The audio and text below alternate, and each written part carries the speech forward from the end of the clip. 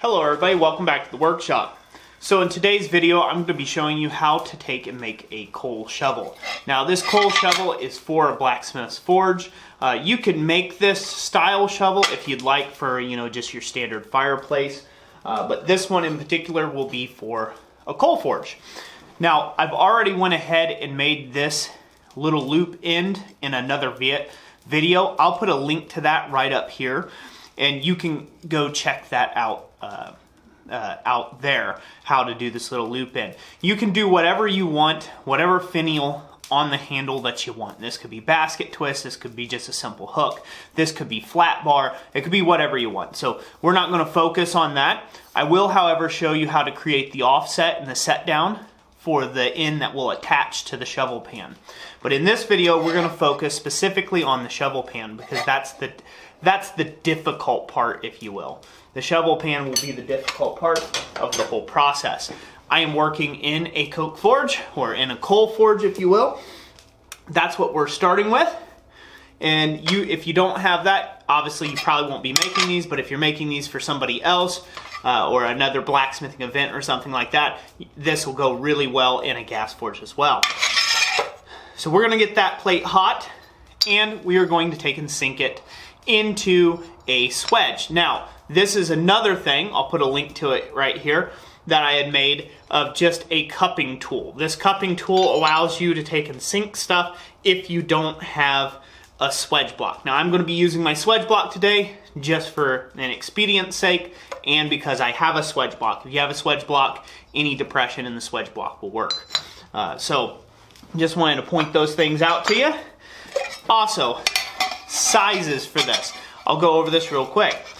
In the description, there will be a link to a free download of the template for this fire shovel pan here. Now, I'll go ahead and rattle off the dimensions here to you if you don't want to have to go download the free template. But the free template allows you to basically just print this right off on any standard 8.5 by 11 sheet of paper. And boom, there you go. Glue it down to your sheet metal and cut it right out. It takes all the guesswork and the measuring out of it, and I highly suggest you make a template of your own, like out of metal first, and that way you have it for multiples of these if you want to do that. So the cross section here is 6 inches wide by 8 inches long, and then it has a 2-inch radius here. So again, that is 6 inches wide, which is 150 mil wide, 8 inches long, or 200 mil long, by 2-inch radiuses, or 50 mil radiuses in the corners here. So hopefully that'll help you out. Again, the template for that, which is a free download, is over at our website, blacksmithpdfs.com. Thank you for everybody who supports us by buying plans over there. That's what allows these projects to continue and make things possible. So without further ado, I'm going to get this heated up and we'll start the hammering.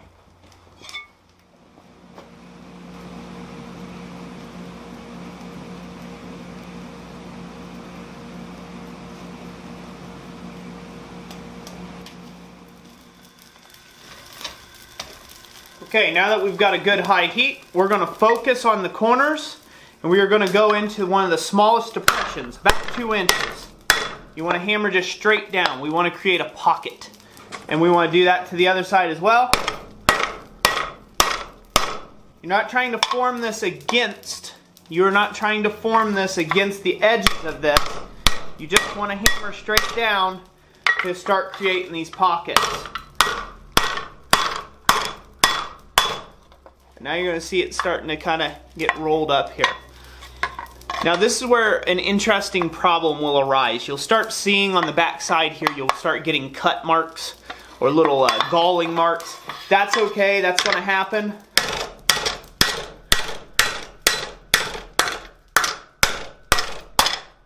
You can always grind that off later. But there you go. So you want to focus, again, on each corner, driving straight down. Not against the edge, but just straight down in the center of the depression. Now we'll take another heat on this and come back, and we will work it in this depression a little bit better, again, to get more of that roundness in the scoop, in the back end of this scoop.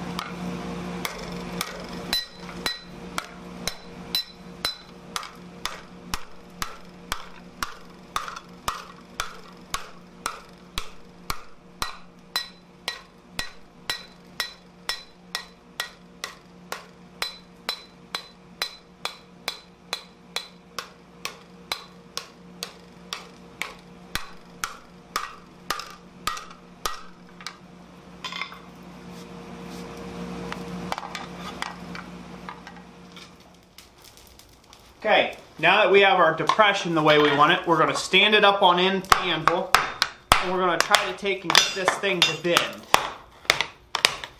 And as we bend this, give it kind of this little bit of a scoop type shape, what you're going to notice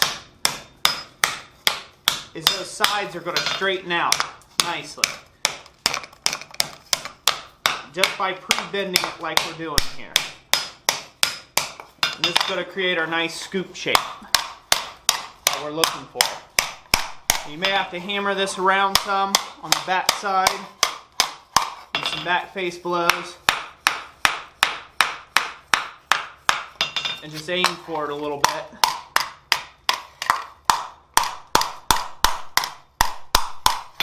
Just a little bit of persuasion, you end up with something that's starting to be like a shovel or scoop shape.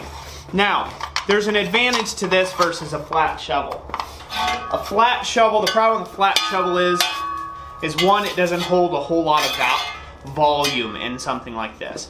Two, a flat shovel is flimsy. These things are flimsy as all get out. This here, not even close to being flimsy. So there's some benefits to this. Now, to take and dress up this arc, it's nice to have a nice big depression. If you don't, you can always hammer it in a rotating fashion and then continue to work the edges like this, like so, and that'll take and get it curved correctly. Now, in my swedge block, I've got a nice depression on the side I could use, but I'll just continue here at the anvil to show you this, just like so. But you can see how much coal you can scoop and shovel around with something like this. And so this is a very handy size. As you can see, I can hold quite a bit of coke or coal, and I can move that around with pretty good ease. So we'll get this hot again and we'll finish shaping it off. But basically that is it for the actual shovel forming portion. If you need to go, if you see a lump that's out of place, just hammer it down a little bit. And always check your squareness or your flatness by the face of your anvil. Or if you don't have a really flat anvil, you can always do it on something that you know is flat, like a big chunk of steel that is flat. Or a piece, once it cools off, you can check it against like some tile or something that you know will be perfectly flat.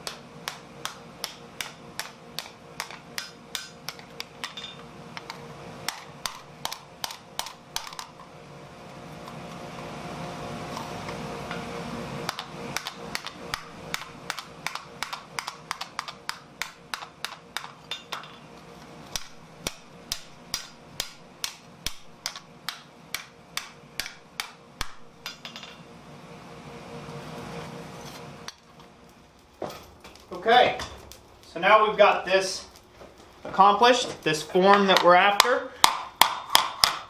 We'll work at trying to straighten up the sides just a bit, taking out any puckers or any puck marks I'm seeing that need addressing.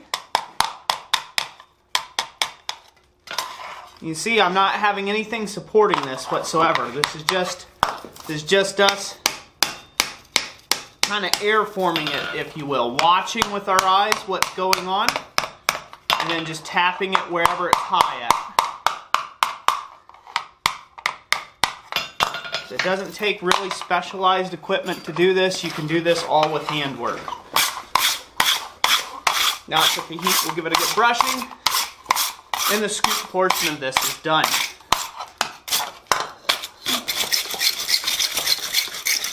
Brush all that scale from the inside. Again, you can go as much cleanup work as you will on this as you like. This is just going to be a shop shovel for me, so I'm not going to worry about it. But there you have it.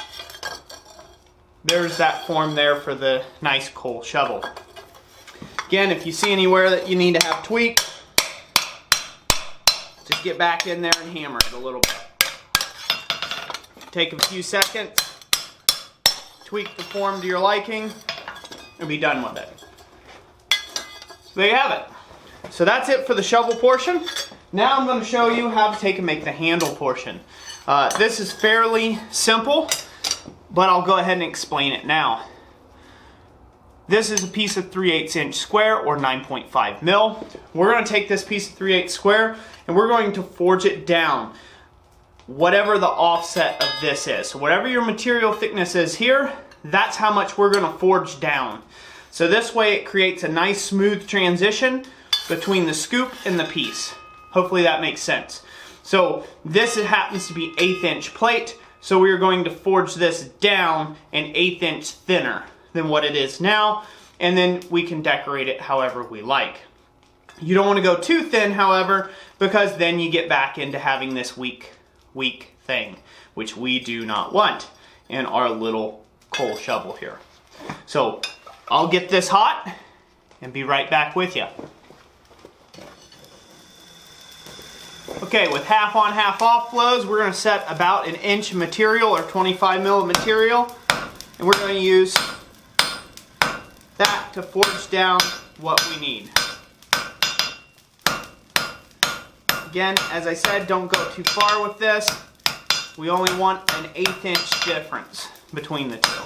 So keep this relatively thick up at the transition point. I'm going to thin this down towards the front or pull a small taper down towards the front of the piece. Hopefully you guys can see that.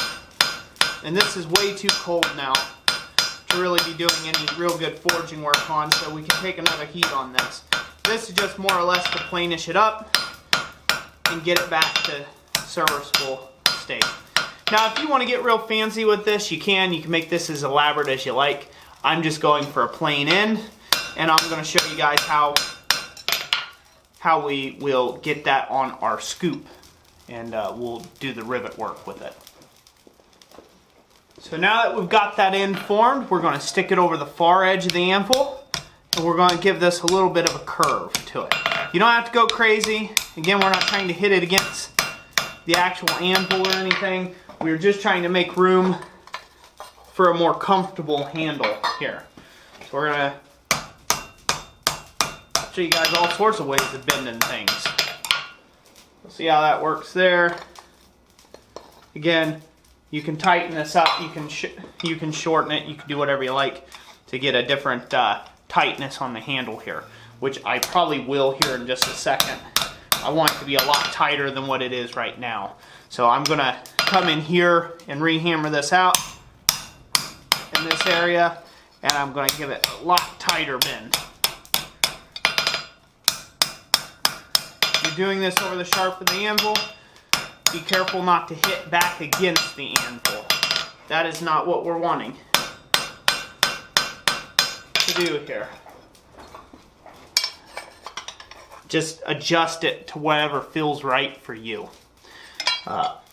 Honestly, I suggest to keep this bend to within 1 inch it will come out looking a little bit better than having a big long arc like what you saw at the beginning.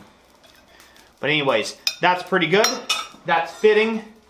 Now the scoop, I might adjust it just a little bit more, give it a little more bend than that, but we're ready to go on to the rivet work. Okay, now we're on to the assembly stage. So I went ahead and took the liberty of drilling out the handle already. You guys don't have to see that, it's just basically drilling holes. But I wanted to take and show you my process of riveting on anything. And if you take this process seriously enough, you'll be able to avoid a lot of the common pitfalls. So let's get into it. One, we're using these 1/4 inch in diameter or 6 mil diameter rivets by 3/4 inches long or 20 mil. Now this is a little longer than what I need, so I might have to trim a little bit off, but that's okay. More rivet that sticks out, you know, obviously the larger the head or the dome will be on the other side. So just do whatever you like there. I'm also going to be using this little rivet header tool, little rivet block, and I'm going to be using this top header tool to finish it all off. But the main thing to take and consider when you're doing this is you do not want to drill both holes at once. You want to take your time, drill your first hole, the one preferably closest to the edge, get your rivet through there and get it set first. Then go back through and drill your secondary hole. The reason for this being is if you take and forge, if you drill both holes at once, by the time you're done riveting this one in the metal expanding, it's going to shift those holes around on you and they will no longer line up. So we're going to set this in this tool, hanging off the back side of the anvil here. Just like so. Hopefully you guys can see that somewhat. We're going to keep that in that tool, hold it down with some moderate hand pressure, and we're going to start that rivet swelling into the hole. Now we don't have to go real far with this, we just want to do that enough that now we can start doing any sort of tweaking, getting this piece squared up if it needs to go one way or the other. Another reason for not doing the hole like that. And now we're ready to go on and drill the last secondary hole. We'll drill that hole and then come back and then rivet them both down. So I'll go ahead and do that now. I'll do that off camera and I'll be back with you when we're ready to rivet that down. Okay, so I drilled it. I put my second rivet in place, setting it on the tool. We are just going to rivet this straight down. Trying to turn this to where the camera can see some of it.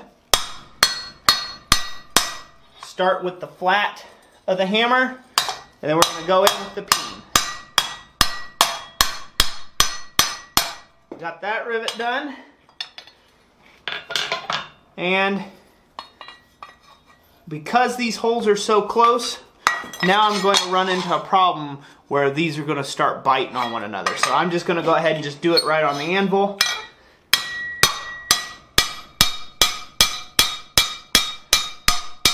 And forgo the domed rivet on the back side, but you guys can see how that's kind of coming along. I'll use the horn of my anvil as well sometimes. Get things straightened up.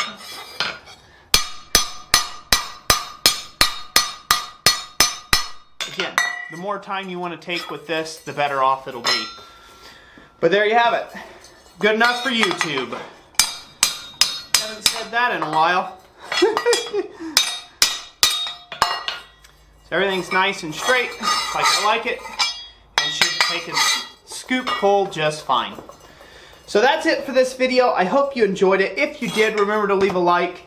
If you'd like to support videos like this and keep them coming out for everybody's enjoyment, as all these videos are free for you to enjoy, please consider to go and check out our website at blacksmithpdfs.com and pick up a power hammer plan or a bundle or something of the nature there. Anyways, that's it for today. I hope you enjoyed it. If you did, remember, leave me a comment in the description. Let me know what you thought. And as always, God bless you, and we will catch you on the next one.